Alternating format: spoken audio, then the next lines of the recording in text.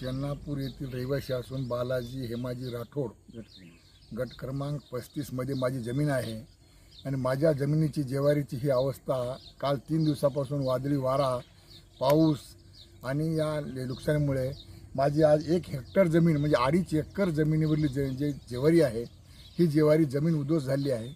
आम्ही काय करणार कसं करणार हे पीक लहान पिके होऊन गेली आहे।